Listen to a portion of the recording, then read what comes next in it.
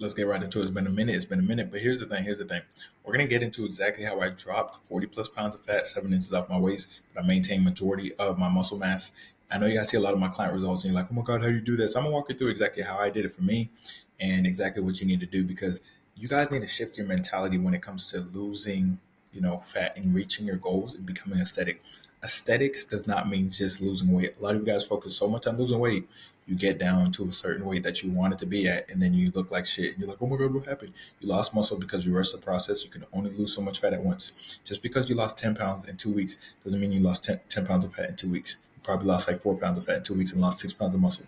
And then when you get to your weight goal, then you're going to be like, oh my God, I didn't look how I want to because you weren't focused on the right thing. All right. The priority is fat loss, not weight loss. It's not the same fucking thing. I made a video on that like 3 times already, and I talk about it every day on my, TikTok live. I go live with TikTok every day. Link is in the description.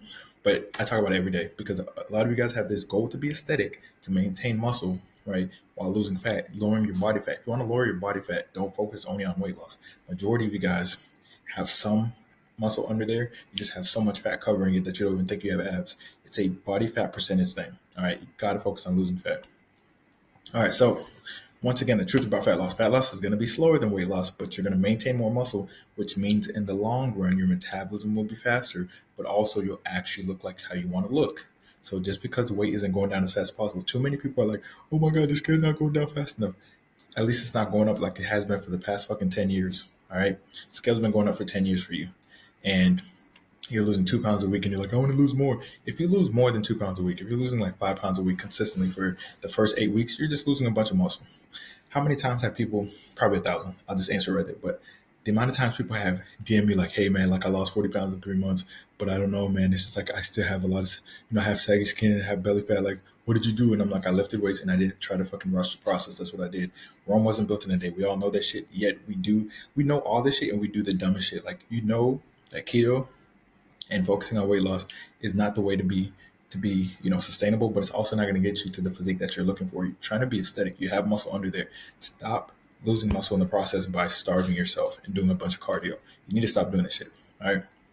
People always focus on just losing some weight. Like, as soon as I lose 40 pounds, I'll be happy. First of all, anytime that you delay happiness like that, you're going to be fucked and it's going to be unsustainable. Focus on the now, right? And everything that you're doing on a daily basis to lose fat. All right. Just focus on that. Keep your protein high as well. But you have to focus on fat loss, guys, not weight loss. I'm going to say that one more time. Focus on fat loss, not weight loss.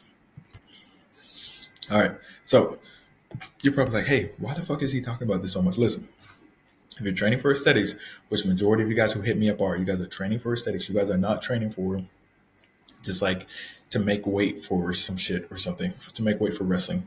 Like that's high school and college. I don't get those clients. I get people who are trying to be aesthetic. How do you become aesthetic? You maintain your muscle mass while losing fat, guys. Also, how do my clients get off of blood pressure medications, high cholesterol medications, reverse their insulin resistance? Because they're focusing on fat loss. That visceral fat has a lot of negative effects.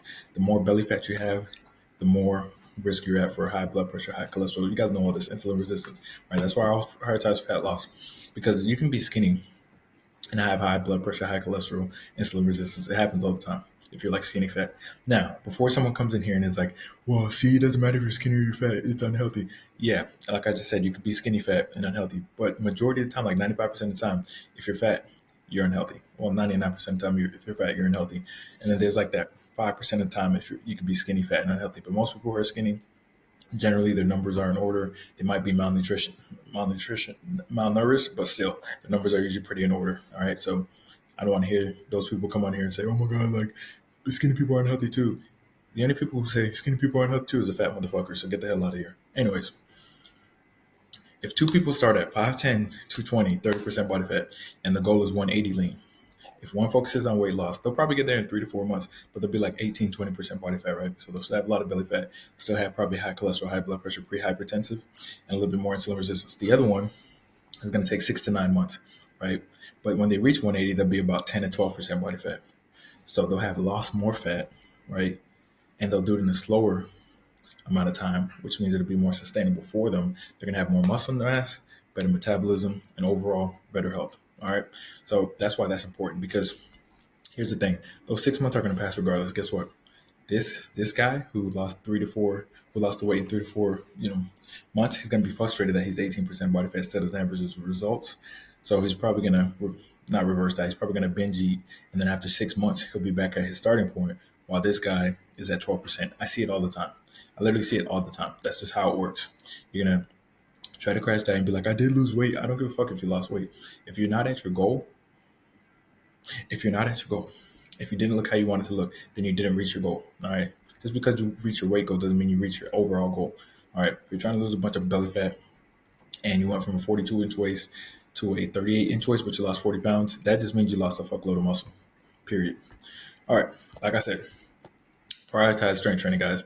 Stop focusing so much on this cardio shit. Stop trying to like do 2 hours of cardio. I hate when people ask me like, because they're nutrition and shit, they're like, hey man, like I'm weight training twice a week, man, but like I'm currently doing cardio 3 times a week. Should I bump it up to every day? That's like, no, you're not going to do more cardio to overcompensate for your shitty ass nutrition. Clean up your nutrition and focus on strength training. Strength training is going to make sure that you maintain your muscle mass while you're in a high protein calorie deficit. Okay.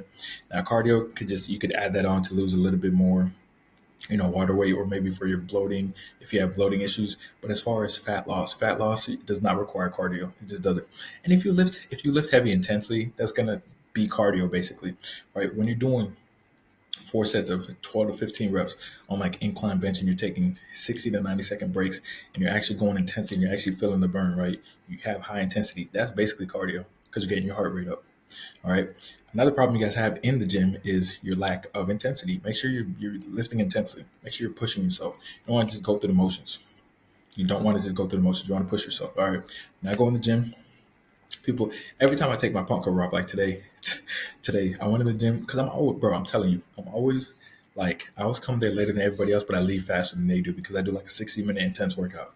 So I go in there, I'm doing my workout. People are like, yeah, he kind of knows what he's doing. Then I take my pump cover off. I'm looking crazy, bro. I was looking crazy today. I'm telling you, I look like I was on roids today, and people were just looking at me like, damn, what the fuck? Yeah, because I get in and out, I sweat. Make sure the intensity is high, and then I get out. Like it's that simple, right? Like a lot of you guys can do probably 100 sets of bench because your intensity is so low. If you could do 100 sets of bench, your intensity is low.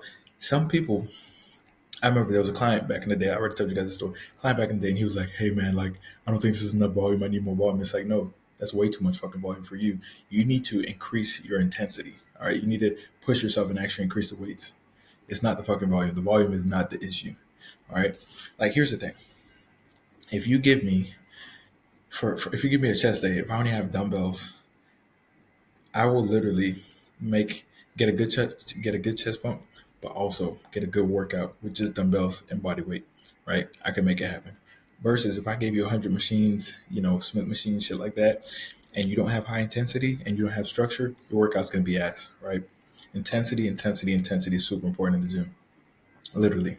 It's literally important. Like if you do a leg day and you don't do squats, like you'll be able to do more movements for sure. But I mean, you can still push yourself with lunges and things like that. But when you do a leg day, you do squats. That shit is so intense that it shortens your leg day. It's like okay, doing 20 sets is overkill. But if you don't do squats, you feel like you can do like 24 to 30 sets of legs. To be honest, all right. A lot of you guys don't push yourself. Like I said, like put yourself in the gym, man. All right. The importance of nutrition. All right. This is what you guys keep overlooking. And I literally can't stand it. Like you guys DM me and you're like, hey man, I really want to lose fat, man. I gotta lose this fat. And I'm like, dude, what are you eating? And it's like, no, my cardio. I don't care about you doing cardio. Stop trying to do cardio, overcompensate for your bad nutrition. Eat better. All right. And here's the thing. A lot of people be like, oh, you're putting ketchup on eggs or you have bacon. And it's like, why don't you audit your own nutrition and see how bad it is? Because your stomach's way fucking bigger than mine. Why is that? It's because you eat like shit and you focus on what other people are eating, but you don't focus on what you're eating. It's easy to focus on what other people eat, but it's not. You don't focus on what you eat. You see what I'm saying? Here's the thing: there's good fats and there's bad fats. Good fats, good fats. These are good fats. All right. Now, obviously, if I'm eating fries, I'm eating burgers, and I'm eating Chick-fil-A and drinking milkshakes, you see what I'm saying? And my fat is like 200 per day, 200 grams per day, and it's mostly saturated bullshit like Oreos and, like I said, Chick-fil-A. Then yeah, this is going to be overkill, and this will, it'll be part of the problem. But this being majority where I get my fats from, besides salmon and like nuts, pause, and almonds and things like that, that's not an issue. It's just not. Anyways, the main change that you have to make is nutrition. I've had nutrition only clients who, they're doing workouts, on their own. They come to me and then they're like, hey man, my workout's okay. I've been working out for years. I play college football, blah, blah, blah. But my nutrition's ass. And I'm like, all right, let's clean up the nutrition. We clean up the nutrition, they get the results, right? You're not seeing results without nutrition. It's just not happening. Like they say, nutrition is like 80% of results. A lot of you guys have abs, but your stomach is so fucking big that you can't see them, right? And it's because your body fat percentage is super high. To get your body fat percentage down, guess what you got to do? Like I always say, high protein calorie deficit. That's simple. Without proper nutrition, you're gonna lose muscle instead of maintaining it as well. Like a lot of you guys don't eat enough protein. If you don't eat enough protein, you're doing a cut, you're gonna lose muscle. The weight goes down faster on the scale, but you're losing muscle. Period. All right. You got to change how you view foods. This is one of the most important slides I've ever made in my entire life. Like I keep repeating this to you guys because I notice a lot of people like they use food as a cope. So if they're having a bad day at work or if they feel bored, then they for some reason just go binge, which I find is ridiculous. Right? This is ridiculous. You have to change the way you view food. You have a hunger pain, your body's just your body's just doing the Netflix. Are you still watching? Are you still watching? It's just asking you, like, hey, you're eating less than usual. Are you sure about this? Are you sure you want to delete these photos? Type shit, right? And then that first time you have the hunger pang and you're like, you know what? Yeah, I'm fine. I was overeat. I'm not really hungry. You know what I'm saying? Like, if you usually eat ice cream at 10 p.m. and then you start cleaning up your nutrition, you don't eat ice cream at 10 p.m., you're going to have a hunger pain maybe the first few days and then it's going to go away, right? Holidays, this holiday shit is coming up. I'm gonna make a video on it, but it doesn't. There's no correlation between binging and holidays. It's literally your decision. It really baffles me that people are like, you don't understand. I have to binge. It's the dumbest shit I've ever heard in my life. Literally, easily the dumbest shit I've ever heard in my life. Like it's a holiday. Like I have to binge. You don't understand. Like my grandma would be mad. Shut the fuck up. Like if you had type 2 diabetes and the doctor was like, hey, if you have one more cake, you're cooked and your grandma offered you a cake, you'd probably be cooked because you probably eat it because you have no discipline.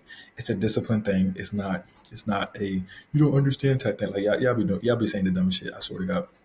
All right, listen.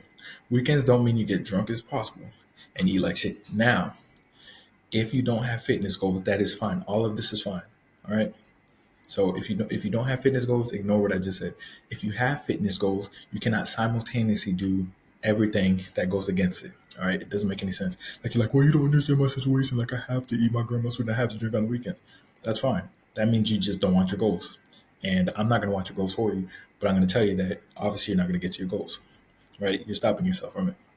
Now, if you're mad that you can't drink and get your goals, if you're mad that you can't binge every holiday and reach your goals, if you're mad you can't binge every weekend and reach your goals, then you're just mad at science. All right. That has nothing to do with me. Science is what it is. All right. So y'all be getting mad at me, but I'm just telling you guys basic science. It's really not even that deep. I'm not even going into the Krebs cycle and shit like that. I'm literally saying eat food, too much, bad food, get fat. That's literally all I'm saying. And you guys are like, oh my God, how dare you? But when you go home and you look in the mirror, it's like, yeah, you're like 50% body fat because you're doing exactly what I'm saying you're doing. So yeah. Anyways, and then you got those people who are going to comment and be like, it's all about balance. Then why the fuck are you out of shape? All right. You're clearly out of balance in the wrong direction. Why? Because you told yourself it was about balance. You have that weak mentality like, no, it's just one cookie. One cookie turns into 10, turns into 100. Clearly, the balance isn't working for you. I hate when people say that shit. Anyways, you also have to realize that food is an addiction. All right. I know they don't say it is, but sugar especially is an addiction as well.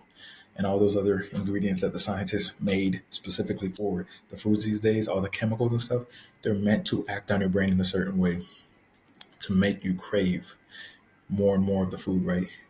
When was it? Listen, go. Okay, don't actually do this, but when was the last time you went to the store and you're like, I'm craving Reese's? You ate one Reese's and your craving was gone. It's never happened before. If that did happen, though, just imagine if Skittles, how many Skittles are in a pack? Like 80? Just imagine if you ate one Skittle and your craving went away. Like you would literally just pass out the rest of the 80 Skittles to like other people, or you would just save it. And one bag of Skittles would last you like 80 days. They make it addictive on purpose, guys. They just do. It gives you that dopamine rush on purpose so you can keep buying and buying and buying it. You see what I'm saying? Now, another thing is the only way to get rid of like a sugar addiction is not to feed it or taper off of it. It's literally to starve yourself of it. All right. You get away from processed sugar and you incorporate some bananas. Got some bananas, some bananas, some fruits, things like that. Non-processed sugars, all right? Healthy, natural sugars. Use those instead of processed sugars. And you're gonna notice that you don't crave the processed sugars anymore. But also, like, here's the thing: a lot of you guys are like, "Well, I'm just gonna do one cheat day to start off." If you're 50 to 100 pounds overweight, you had enough fucking cheat days, all right? You were eating like shit 95% of the time for the past 10 years. Now you need to eat good 95% of the time, moving forward, period. Now, also, when you have a cheat day, it's literally like you have someone who's addicted to liquor. They've been drinking Hennessy for years. They check into a detox. I used to work in a detox. They're 7 days in, and they're like, "Oh, finally, I'm feeling better." And it would be like if I was like, "Oh, you did great. You were off your liquor for 7 days. Here, let's have a shot. Let's celebrate." That wouldn't make any sense. You would go right back to your old habits, and your identity wouldn't be changed because you would go right back to your old identity. Like you can't become this new person. You can't have a new identity doing the same old fucking habits over and over again. It's not going to work. And that's why a lot of you guys do not reach your goals because you're doing the same thing your old self was doing, wanting to become your new self. Does that make any sense? It doesn't. And that's exactly why you guys aren't reaching your goals. Give yourself adequate time to overcome bad habits, but realize you're pushing yourself into a new identity.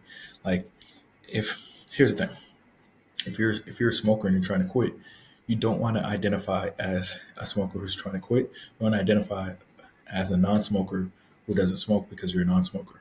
Simple, very simple. Just like if you want to become the healthiest version of yourself and lean, you want to identify as someone who's lean and the healthiest version of yourself, not someone who's trying to be lean. Because there is no such thing as trying to be lean or trying to lose fat. You're either doing what you need to do to lose it or you're not. There's nothing in between. Because guess what? Results are going to look at you. They're going to be like, huh, did they do what they needed to do? No? Okay. No fucking results. Simple. Like results are not that. It's not that complicated. A lot of you guys are like, it's not that black and white. Yes, the fuck it is. All right, so finding your calorie deficit is going to be very, very important. I know I told you guys you got to be in a high protein calorie deficit. They got calorie calculators online. They got my fitness pal. Whoever is 411, 350, they're cooked, but that's just their starting point. It's not over for them. I don't know who this is, but hang in there. All right, but anyways, fat loss can occur, will not occur without a calorie deficit, my bad. So use my fitness pal, like I said. For macros, get about zero point 0.7 to 1 gram per pound body weight, all right? You don't need that 2 gram to 3 gram of protein per pound body weight shit. A lot of you guys do that for 1 week and then you quit because it's unsustainable. And you're like, oh my God, I don't know what's going on. Like, I was doing so good. Yeah, you did good for like 1 day. So did everyone in the entire world. Anyone could do good for 1 day. It's easy to do good for 1 day. But what did you do in the long term? You couldn't sustain it. Why? Because when you're trying to get 3 grams protein per pound body weight while in a deficit, you're going to be eating tuna with the side of egg whites, right? With the side of freaking protein powder. All right. You're not going to be able to do like the pasta recipes, the salmon and potatoes and all that other stuff because your fats and carbs are just going to have to be low because you're freaking doing 3 grams per pound body weight protein and you weigh like 1,000 pounds. All right, next, foods to incorporate. Guys, you want to stay on the perimeter of the grocery store. Very, very simple. Perimeter of the grocery store. Fruits, vegetables, lean meats, ground turkey, ground beef, ground chicken, chicken breast, chicken thighs. Very simple stuff like that. That's usually what I eat, man. And like I said, stay on the perimeter of the grocery store. Now, if you're getting frozen veggies are good too. So that's like in the aisles, stuff like that. You just want to stay away from all the high fructose, corn syrup, sugary stuff that's in the middle aisles. It'll say, oh, protein. No, it has a lot of protein. It has like 7 grams of protein, like 24 grams of carbs, and like 24 grams of sugar. So it's not high protein. And don't come in here saying that peanut butter is a source of protein or beans are because beans have more carbs than protein, so it's a carb source. Peanut butter has more fat than protein, so it's a fat source, period. All right. Foods to avoid. This is just bare minimum. Remember what I always say. There is bare minimum requirements when you say you want to lose fat and reach your goals, right? A lot of you guys want your cake and you want to eat it too. That's your problem. You're like, well, I still want to drink and lose fat. Well, you're just going to be like 90% of the population that's out of shape, right? Because you think you can have your cake and eat it too. You think you created science. Okay, cool. Go ahead. Do it. See what happens. Right? Avoid liquor. Avoid chocolate. Avoid juices. Right? Avoid candy, processed sugars. Avoid fried foods. Now, hypothetically speaking, not in theory, right? Hypothetically speaking, it doesn't actually work because of cravings and shit and the amount of calories you have. Right? If you incorporate juices and some chocolate and some processed sugars, you can still get close to your goals, but guess what? It's going to eat up so many of your calories and increase your cravings so much that you're going to be way more likely to binge, and you're probably going to be one of those people who binge. Now, the only exceptions to that is like athletes. Athletes are they've been fit for a long time. They're very active. They have high muscle mass, and they're continually being active. So like even if they eat 5,000 calories, they're burning like 8,000 calories per day, and they have a lot of muscle mass, right? But for the average person who's like working from home or who gets less than 10,000 steps a day, who doesn't have a lot of muscle mass, you definitely want to avoid all this stuff because it's going to mess with your cravings, all right? I know you think, no, I could just have one Oreo. Who the fuck eats one Oreo, bro? Name me somebody who eats one Oreo. Listen, give me, I'm not David Goggins, by the way, so give me a pack of Oreos and tell me to eat one. I will eat the entire fucking pack of Oreos. I don't care if it's family size. I don't care if it's fucking, two family size Oreos. I'm eating the whole fucking thing. This is happening. I'm not eating one Oreo. Nobody eats one Oreo. Like I said earlier, the best way to get rid of a craving is to starve yourself of those cravings. Stop surrounding yourself with those foods. Because I don't know who you are, but you're not just gonna eat one Oreo. It's not gonna happen. All right. So, best timing for foods. I know you guys are like, oh, should I fast? Should I do this? Should I do that? Here's the reality of it, guys. Whether you fast or not, you still have to be in a calorie deficit. So, literally, the post workout and the pre workout eating, what should I eat? What should I do? This is that. None of that shit is like that important. The most important thing is an eating schedule that works for you, number one. And number two, getting your protein in. All right. That's the most important thing because I was working night shift, I was working day shift. So I didn't have consistency regarding like, if I can fast this day. Like I'm not fasting when I'm about to work night shift. I'm not starving myself, number one. Or having a consistent time to eat before my workout. Majority of the time I didn't eat before my workout. Sometimes I did. If I was working 3 to 11, you see what I'm saying? But if I was working like 7 p.m. to 7 a.m., I'm like, damn, just knock out a workout real quick and then eat before I go to work. Right. So it just depended, but my results stayed the same because my protein intake and my calories overall were the same. That's the bottom line. Get your protein in and make sure you're hitting your calories. That's the most important things. All right. Now, my starting deficit and when did I adjust? All right. So a lot of you guys are like, oh my God, when do you adjust? When do you adjust? The interesting thing about it is when people say, when do you adjust? They're not even fucking in a deficit in the first place. Majority of people, they just aren't. But anyways, started around 2,600 when I was 226 to 230. This is halfway through. This is not 226. It's like 210. Once I reached around 210, I decreased them again, and then again at 200, and again at like 193 because obviously I didn't want to increase cardio, so I just like drop 100 to 200 calories, nothing crazy, and it would just be based on like how it felt. I'm like, yo, I don't need these many calories. Like I just don't. I can go low and I can sustain it. Now, if you're already kind of hungry at 210, right, then just keep the calories the same. All right, it might take a little more weeks to get to your goals or whatever, but it'll be more sustainable for you. One thing you don't want to do is jump the gun and go from like 2,600 to like 1,500 because then you'll have nowhere to work from there, but you'll also lose a lot of muscle because this is too restrictive. All right, anything too restrictive is not going to last. That's why it's called too restrictive. All right, one of the most important parts of this journey is going to be your environment, right? I always say this: you're the sum of the five people you hang around the most. It's true. A lot of you guys want to be the leanest version of yourselves. You don't want to change your surroundings. Your friends, not only are they out of shape, but their mindset is the mindset of someone who's out of shape. So you trying to be in the mindset of your best version of yourself who's in shape and healthy and being surrounded by the unhealthiest people, like just unhealthy people, it's just not going to work, right? It's not going to help the situation. It's not going to help the situation. If the five people hanging around the most are consistently eating crumble, eating pizza, eating bullshit, good luck getting to your goals. It's going to be very fucking hard. I'll just tell you that. Especially if you have a spouse too. You have a spouse that's like super out of shape and they're like super negative when it comes to you trying to reach your goals. It's gonna be hard for you to reach your goals. I'm not gonna lie. All right, I've had clients before they came to me. They would like break up with their boyfriends, or yeah, they would break up with their boyfriends. Like these ladies would just break up with their boyfriends, get on their journey, and they'd be like, "Yeah, I don't need that negativity because they don't want to get on their fitness goals." And it's like that shit worked. It shit worked. Because here's the thing: I always tell you guys this, but you guys don't believe it. And I know someone commented on the videos. This is kind of on top of someone commented on video like, "I don't like that you're mixing body game with female nature." It's just a side effect of body game that I've observed. It's very basic knowledge. It's not that deep. But anyways, the thing is, like I said, everyone I hang around is leaner than me, has better physiques than me, get more hoes than me, make more money than me, all that shit. So it's like when you guys see me and you're like, oh wow, like you have a decent physique, it's like this is not even my brothers. It's just my homeboys. But I got more homeboys, and they got even crazier physiques, and then my brothers have better physiques than me. So it's just like I have in my environment. I just have like honestly, in my environment, I have the worst physique in my environment. So it's like when you guys see, you guys, that's impressive. But for me, it's like in my environment, not really. It's just that's just normal shit.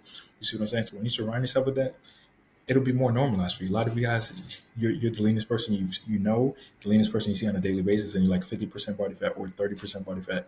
You're the leanest person you see. Like I know a lot of people. They're like, yeah, man. Like I know I don't look that bad.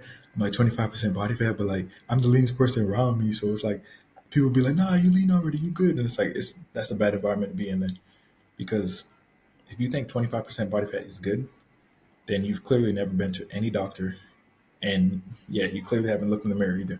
Period. All right. So here's the thing: what to do if you plateau? Let me be honest with you.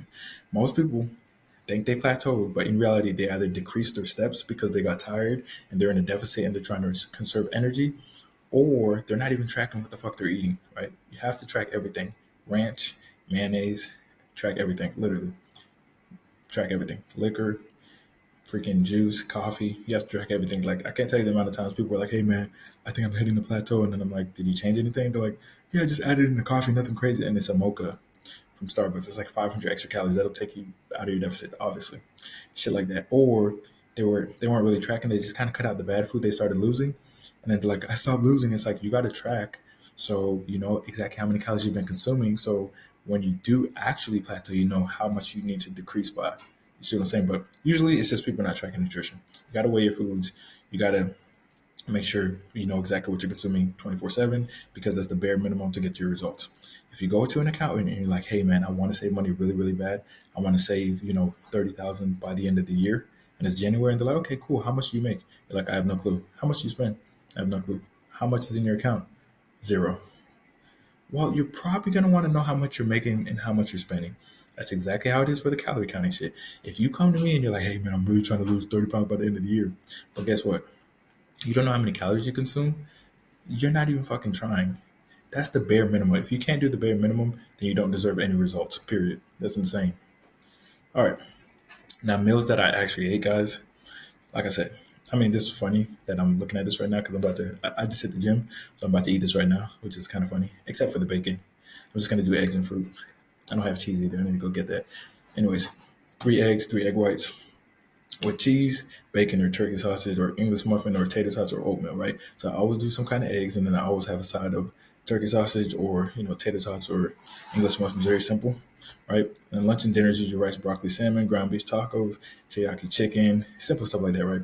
Now, another thing I like to do is if I'm having a busier day, I do like a lot of what was I gonna say? Yeah, I'll do a lot of snacking. So I'll snack on like some protein bars or nuts. Pause, man. I got it. What's another word for nuts, bro? Almonds or similar items. Okay, so I'll do a lot of almonds or similar items, protein shakes. I'll do yogurt with berries, things like that, right? And then I might just have like breakfast, or I might do breakfast and then lunch, and then I'll have those snacks in between as well. All right. My go-to snacks: protein chips, protein shakes, protein bars. I know some people are like, "Oh my god, that's bad." If people's issues were protein bars and protein shakes, we'd have a shredded nation, right? If you replace everyone who eats fast food, you replace their fast food with protein shakes, they'd be lean as shit.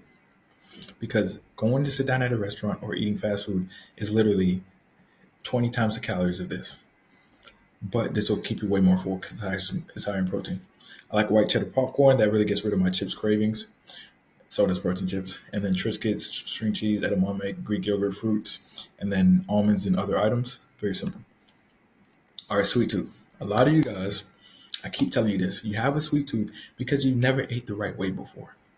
You've never ate the right way before. And you go based off emotions. So of course, if you go based off emotions, you're gonna eat whatever you want to, right? You're like, oh my god, I'm craving crumble. Like, nigga, you're a grown ass fucking man. Did you hear what you just said? You sound like a bitch. Anyways, the more processed sugar you eat, the more you're gonna crave. So starve yourself with that craving. Stop eating that shit. Stop surrounding yourself with that shit, right? Eat high fiber, high protein. I've had all my clients, like majority of my clients, I get results. Guess what they say?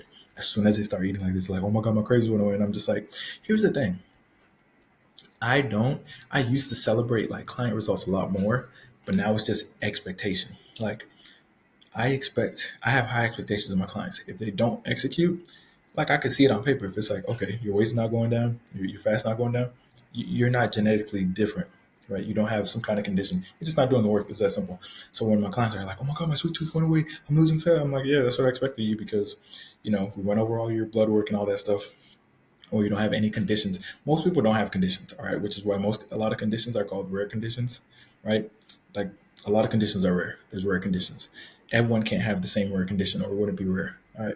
And a lot of people think they're special, but in reality, they're just not doing what it takes. So here's the thing: when my clients get results and they're getting rid of the sweet tooth, I'm like, yeah, makes sense. That's what happens when you execute and lock in, right? If some people are still struggling with the sweet tooth, they just haven't given it enough time. You got to give it time to get rid of it, all right? You're obviously gonna need a little bit of willpower, but eating the higher protein consistently and actually focusing on that and actually drinking your water every day, it's going to really help with that to the point where you're just going to become a person who doesn't eat sweets. You just eat fruits instead of sweets. Simple. All right. Sweet tooth snacks. All right. If you really, really are having a sweet tooth, if you surround yourself with these, like some sherbet, some Halo Top, some lower calorie dark chocolate Yasso bars, and even those keto carb smart bars, if you surround yourself with those, like worst case scenario, you're like, oh shit, man, I can't shake this craving. So you eat like a whole box of the smart bars. Dude, that's like 600 calories, right? Right? 500 calories. That's only like 500 calories for 6 bars. However, if you were to eat a pint of Ben and Jerry's, it'd be like 1,500 calories and a lot more fat. So you just saved yourself 1,000 calories and you kept yourself on track, right? That's the point of surrounding yourself with snacks. For me, here's the thing. Here's the thing. When I travel, I don't do hotels. I do Airbnbs. Why? So I can cook my own food. All right. Because if I don't cook my own food, I'm gonna just be going to KFC or some shit. I don't know. I don't know. That's just some nigga shit that I said KFC. I'm probably in a scat pack too. But anyways, I'll probably be going to like KFC or some bullshit like that, or just whatever is near. Because you have a hungry brain. If you cook and prep your meals, it'd be good. Like when I have cravings, the thing that's changed about me ever since I like maintain my goals is when I have cravings, I go to the cupboard, right? Cupboard boy. And I get like white cheddar popcorn, or I get some Halo Top ice cream, shit like that. And I eat a lot of that. Now I will have like some days where I'm like, let me have a cheat day because you feel me, like I'm feeling like I should have a cheat day, or you know, this girl wants to go out and she wants to spend a weekend with me. Let's have a cheat weekend since I have a lot of PTO is what I call it, right? Because when you eat good 100% of the time and it's like 6 months in the year, you have a lot of PTO. All right, you got a lot of PTO. A lot of you guys ate like shit for ten months straight, which is basically like using all your vacation time. You don't have any more time to be wasting. All right. But I'll have some built up vacation. I'll be like, you know what? Let me have a cheat weekend or something like that with my this chick or whatever, and it's not gonna affect me long term. But if I'm having sweet two snacks, like I'll eat some almonds because I know that'll fill me up. And then pause. Jesus Christ, man, this is you're just gonna have to keep pausing this video. Anyways, no Diddy. I'll have like some almonds or I'll have some Atkins peanut butter cups, things like that to keep me from reaching for crumble cookie or some shit. Why are my recipes so simple? This is what you guys say. Oh my god, like I need something more complicated. My recipes are too simple.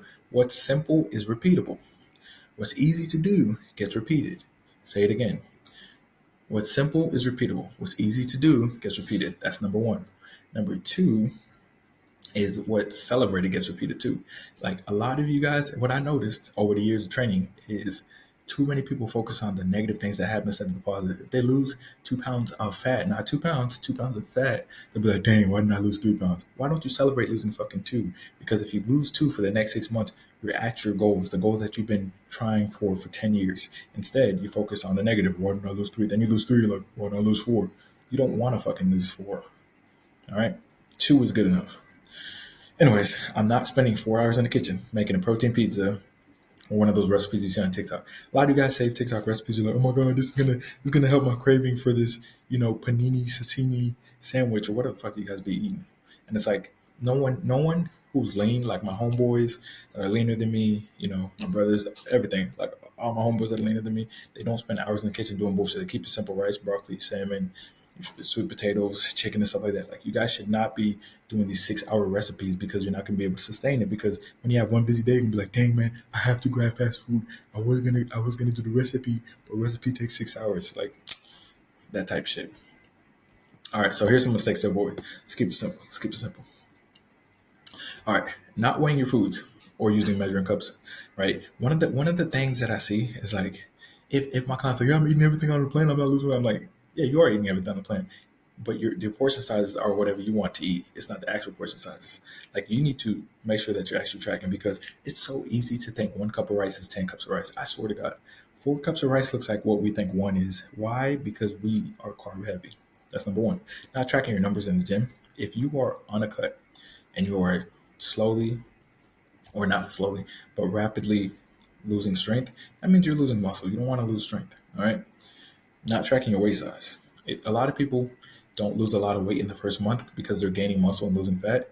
They don't realize it's because they don't track their waist size. So their waist size might have went down 4 inches, but their weight is probably only down 4 pounds. Not taking progress pics. After about like 6 months, 3 months, 2 months, if you take progress pics and put them side by side, you're gonna realize like, oh wow, I'm making more progress than I thought I was, which is a big deal. Another thing I should have added in here is like not tracking condiments. Like a lot of you guys don't track ranch. A lot of you guys don't track like mayonnaise. That stuff adds up and it adds a lot of calories. Guacamole, that stuff adds hella calories. So you got to track everything. Do not miss out on tracking anything. All right, if you're serious about your goals. Not drinking enough water, of course. Got to drink water, and then not sleeping enough. Now, if you're sleeping at least 6 hours, you're good. If you're sleeping 4 to 5 hours on your work days, and then 7 to 9 on your off days, then that works as well. Very simple. All right, how I eat. So I follow the 90-10 rule. Like I said, I'm going to use the debt analogy here. Do I have it here? No, I don't have it. I'm going to use the debt analogy. Here's the thing. If you're 100 pounds overweight, it basically means you're $100,000 in debt. If I'm lean right now, I'm $0 in debt. So if I go on a vacation, that's a $2,000 vacation. I have $2,000 in debt. I could pay that off, right? Versus if you go on a $2,000 vacation and you have $100,000 in debt and all this other interest, that's just going to put you further in the hole. You don't have any more space to work with. All right. That means you're eating good 10% of the time, eating like shit 90% of the time, is basically what I'm trying to say. All right. You need to lock in, pay off all your debt, and then you can be like, you know what? I can have a cheat day. Like a lot of you guys want to incorporate the 90-10 rule before even getting to your goals. And your 90-10 rule is really 70-30. You see what I'm saying? So like you guys are like, let me just eat good 5 days a week and then bad on the weekends. It's like, no, it's not gonna work. That's like a 60-40 rule right there. But number one, you've already been eating like shit 99% of the time. So you're doing 99-1 before you started your journey. So when you start your journey, you need to do 99-1 in the other direction. All right. Now, very simple. Link will be in the description. If you're ready to lock in, you guys see the results.